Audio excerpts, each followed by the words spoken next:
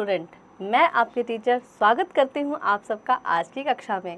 आशा करती हूँ आप सब स्वस्थ होंगे, मस्त होंगे और अपनी अपनी पढ़ाई में व्यस्त भी होंगे। और हम आज एक नया पाठ शुरू करने जा रहे हैं। तो पाठ का नाम है कबड्डी का खेल। और आइए देखते हैं पाठ परिचय हम इस बारे में क्या बता रहा है। पाठ परिचय कबड्डी सिर्फ एक खेल नहीं बल्कि हमारी संस्कृति और परंपरा का हिस्सा भी है। यह खेल दो टीमों के बीच खेला जाता है। यह खेल मुख्य रूप से दक्षिण एशिया में लोकप्रिय है और इसे विभिन्न नामों से जाना जाता है। जैसे पंजाब में से कौड़ी कहते हैं, महाराष्ट्र में से हुतुतु कहते हैं, पूर्वी भारत में से हाडूडू कहते हैं, भारत में इसे अक्सर मिट्टी का खेल या गाँव का खेल भी कहा जाता है। आइए पाठ शुरू करते हैं। एक गांव में रामू और मोहन नाम के दो लड़के रहते थे। रामू थोड़ा दुबला पतला लेकिन बहुत तेज और फुर्तीला था। वहीं मोहन थोड़ा मोटा और शक्तिशाली था। तो दो लड़कों की यहाँ पे बात है, रामू और मोहन। ठीक है, जो रामू है वो दुबला पतला है, तेज है, फुर्तीला है और मोहन थोड़ा मोटा और शक्तिशाली था। ठीक है, पर उसकी सांस थोड़ी जल्दी फूल जाती थी। दोनों बच्चे अच्छे दोस्त थे और स्कूल के बाद हर शाम गांव के मैदान में खेलने जाते थे। गांव के बच्चे अक्सर कबड्डी का खेल खेलते थे। रामू को कबड्डी खेलना बहुत पसंद था। वह अपनी फुर्ती से रेडर बनकर विरोधी खिलाड़ियों को छूकर आ जाता था। मोहन को भी कबड्डी अच्छी लगती थी लेकिन वह रेडर बनने से डरता था क्योंकि उसकी सांस जल्दी फूल जाती थी, इसलिए वह खेल से बचता था। तो यहाँ पे बताई गई कि रामू और मोहन दोनों अच्छे दोस्त थे। दोनों को कबड्डी खेलना पसंद था, लेकिन रामू क्योंकि पतला था, फुर्तीला था, तो सबको छू के आ जाता था, रेडर बन जाता था। ठीक है, रेड मारने वाला। और वहीं जो मोहन था वो रेडर नहीं बन पाता था क्योंकि वो थोड़ा मोटा था, सांस जल्दी फूल जाती थी। ठीक है, एक दिन गाँव में कबड्डी का बड़ा मैच होने वाला था। रामू की टीम में एक खिलाड़ी बीमार पड़ गया। अब टीम को एक खिलाड़ी की जरूरत थी। रामू ने मोहन को अपनी टीम में खेलने के लिए कहा। मोहन थोड़ा झिझका तो रामू ने कहा कि मोहन तुम हमारे साथ खेलो। ठीक है, तो वो झिझक गया। रामू, मैं कैसे खेलूंगा, मेरी सांस जल्दी फूल जाती है, मैं रेडर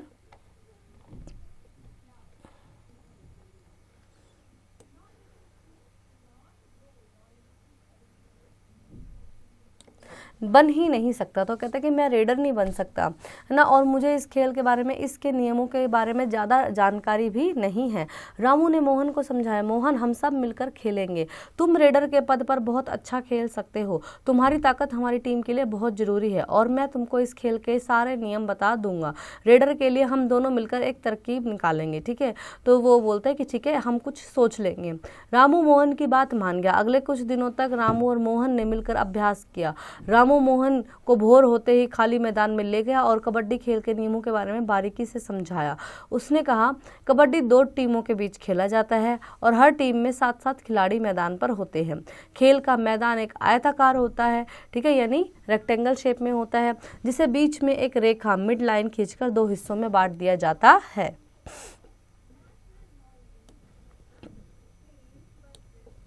खेल के मुख्य तथा प्रथम नियमों में एक टीम का एक खिलाड़ी, जैसे रेडर कहते हैं, विरोधी टीम के पाले में जाता है। तो यानी जो एक है, एक टीम का एक खिलाड़ी जाएगा दूसरी टीम के पाले में। ठीक है, रेडर को विरोधी पाले में घुसते ही लगातार बिना सांस छोड़े कबड्डी कबड्डी बोलना शुरू करना होता है। तो उसको बिना सांस छोड़े क्या बोलना, कबड्डी कबड्डी कबड्डी कबड्डी कबड्डी कबड्डी कबड्डी कबड्डी कबड्डी, है ना। अगर उसकी सांस बीच में टूट गई या उसने बोलना बंद कर देता है तो वह आउट माना जाता है। अगर बोलना बंद कर दे तो आउट है। ठीक है, रेडर का मुख्य लक्ष्य विरोधी टीम के खिलाड़ियों को छूकर अपने पाले में वापस लौटना होता है।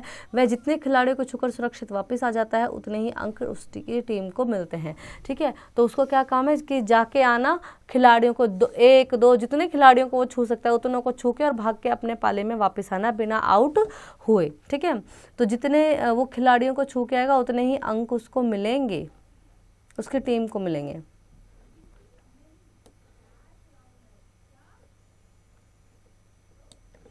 खेल में कुछ खास रेखाएं जैसे बोनस लाइन होती है जिन्हें छूने पर अतिरिक्त अंक मिलते हैं। ठीक है, तो खेल में क्या है, कुछ बोनस लाइंस भी होती हैं। यदि कोई टीम विरोधी टीम के सभी खिलाड़ियों को आउट कर देता है तो उसे लोना के रूप में अतिरिक्त अंक मिलते हैं और विरोधी टीम के सभी खिलाड़ी वापस खेल में आ जाते हैं। ठीक है, तो अगर वो सबको आउट कर देता है तो क्या होगा, लोना कहा जाएगा, उसको अतिरिक्त अंक मिलेंगे। ठीक है, यह खेल 20-20 मिनट के दो हिस्सों में खेला जाता है जिसके बीच में छोटा सा अंतराल भी लगभग लगभग 20 मिनट का होता है। तो 20-20 मिनट के 2 इसमें गेम होते हैं और 20 मिनट का ही ब्रेक भी होता है।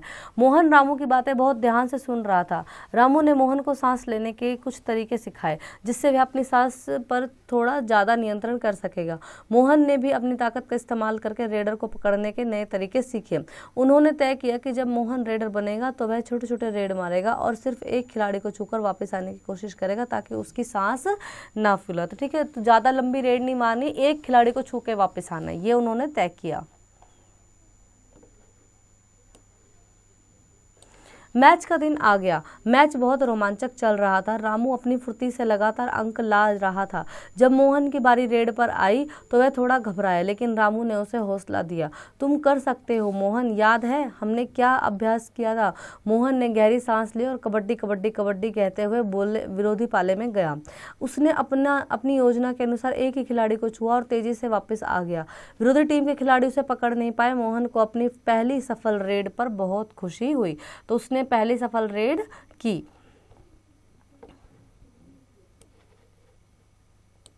मैच के अंत में रामू और मोहन की टीम ने जीत हासिल की। सबने उनकी, खासकर मोहन की तारीफ की। मोहन को अपनी कमजोरी पर जीत पाने की खुशी थी। उसने रामू को गले लगा लिया। उस दिन के बाद से रामू और मोहन की दोस्ती और भी गहरी हो गई। उन्होंने समझ लिया कि दोस्त वही होता है जो मुश्किल के समय में साथ दे। और उन्होंने यह भी सीखा कि कबड्डी का खेल सिर्फ जीतना ही नहीं सिखाता, बल्कि मिलकर काम करना, एक दूसरे के साथ देना और कभी हार ना मानना भी सिखाता है। ऑफकोर्स सारे गेम्स हमें कुछ न कुछ जरूर सिखाते हैं, डिसिप्लिन में रहना, मिलकर टीम वर्क करना, ठीक है, और सिर्फ जीतने के लिए ही नहीं खेलना, अच्छा खेलने के लिए खेलना, ठीक है। कबड्डी एक ऐसा खेल है जो हमें जड़ों से जोड़ता है और सिखाता है कि कैसे मेहनत, समझदारी और एकजुटता से हम किसी भी चुनौती का सामना कर सकते हैं। यह सिर्फ एक खेल नहीं, हमारे आत्मविश्वास, साहस और टीम भावना का प्रतीक है। बहुत ही सुंदर बात हमें यहाँ पे कही गई है कि ये सिर्फ एक खेल नहीं है, ये क्या है, हमारी टीम भावना का प्रतीक है। शब्दार्थ: फुर्तीला, तेज, विरोधी, विपक्षी, अभ्यास, किसी काम को बार बार करना, तरकीब, युक्ति, सुरक्षित, खतरे से मुक्त, एकजुटता, एकता, नियंत्रण वश में रखना, रोमांच, उत्साह से भरा हुआ, चुनौती, ललकारना, अंत, नंबर, आत्मविश्वास, स्वयं पर भरोसा।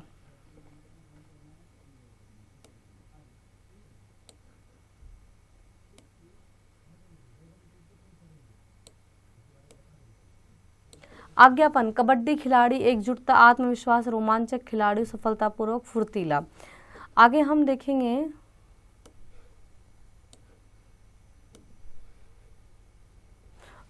मानक वर्तनी। हमें पता है कि कुछ स्पेलिंग्स को जो पहले कुछ और लिखी जाती थी अब थोड़ी अलग करके लिखी जाती हैं, तो वो मानक वर्तनी में हमें बताया जाता है। कबड्डी को आप देखेंगे नए रूप से कैसे लिखा जाता है। कबड्डी: बंद बंद, परंपरा परंपरा, मिट्टी मिट्टी।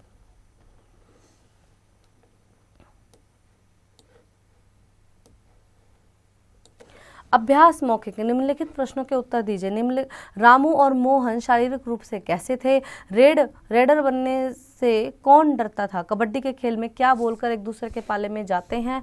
और रामू रेडर क्यों नहीं बनना चाहता था? कबड्डी को अन्य कौन कौन से नामों से जाना जाता है? तो ये सारे प्रश्न आपको पाठ सुनने के माध्यम से बिल्कुल अच्छे से पता चल गए होंगे। एक बार फिर से आप ज़रूर पाठ पढ़ेंगे और सारे प्रश्नों को ओरली करेंगे। ये आपको मौखिक करने हैं, ओरल करना है, ठीक है।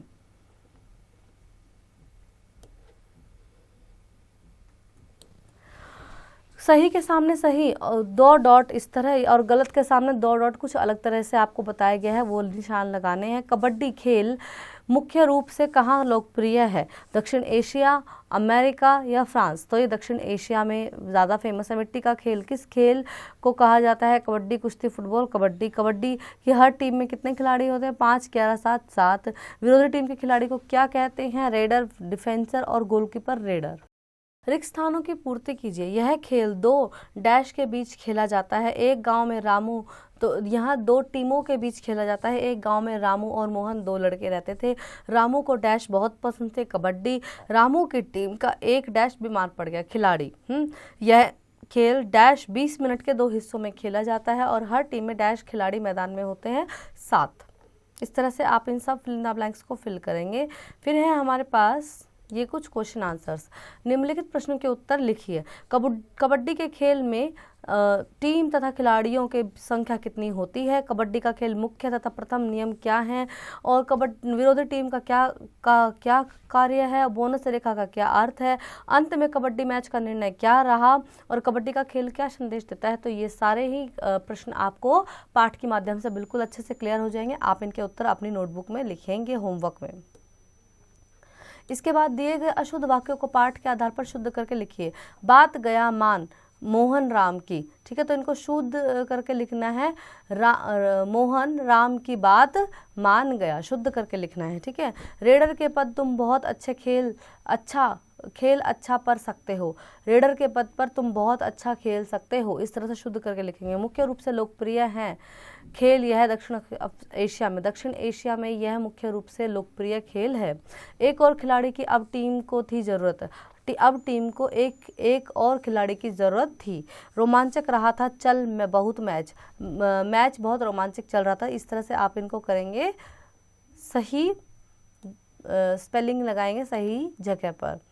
नीचे दिए गए चित्रों को देखकर खेलों के नाम लिखिए। तो ये आपको खेलों के नाम लिखने, जैसे पहला क्या है क्रिकेट है, दूसरा क्या है वॉलीबॉल है, ठीक है, फिर तीसरा आपको टेनिस दिखाई दे रहा है, तो इसको आप सही नाम लिखेंगे, आर्चरी और खो खो, और ये क्या है बैडमिंटन है।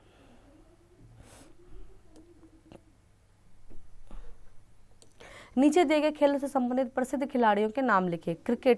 क्रिकेट से संबंधित आपको खिलाड़ियों के नाम लिखने हैं, जैसे कि आप लिख सकते हैं विराट कोहली, सचिन तेंदुलकर, महेंद्र सिंह धोनी। बैडमिंटन के, फुटबॉल के, टेबल टेनिस, जेवलिन थ्रो के, इनके आपको दो खिलाड़ियों के नाम लिखने हैं जो यही काम करते हैं। जेवलिन थ्रो में आप एक नाम नीरज चोपड़ा भी लिख सकते हैं, वो हमारे चैंपियन रहे हैं, ठीक है।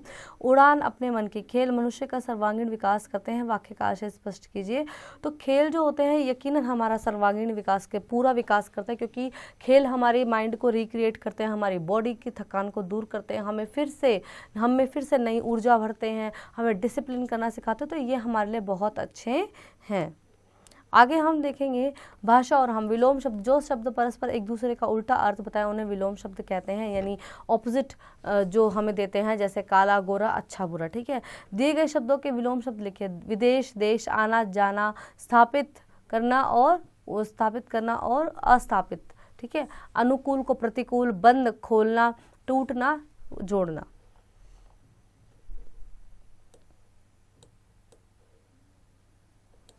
दिए गए शब्दों में से उपसर्ग और मूल शब्द अलग करके लिखिए। तो यहाँ से उपसर्ग और मूल शब्द अलग करना है। वी है उपसर्ग और देश है मूल शब्द।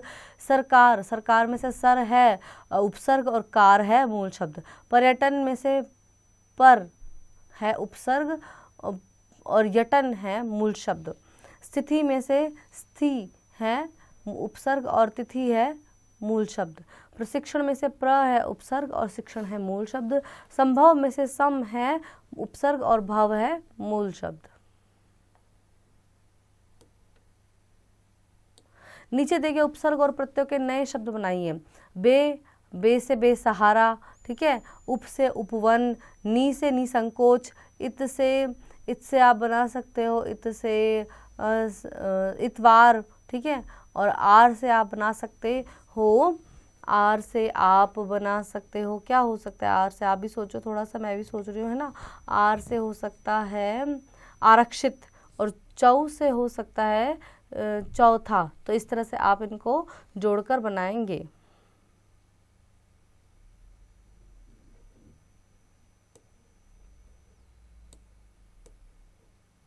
जीवन मूल्य।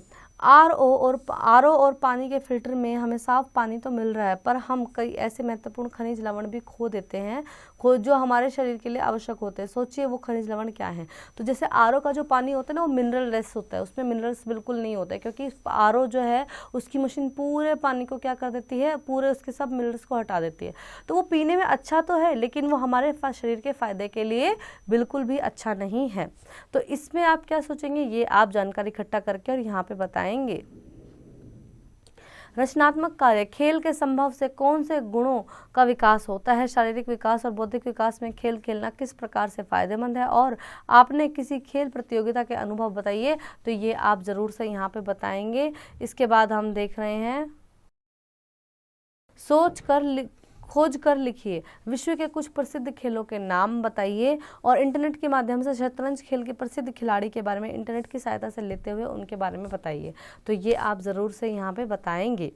आशा करती हूँ आपको यह पाठ अच्छे से समझ आया होगा और अब आप इसका अभ्यास करेंगे।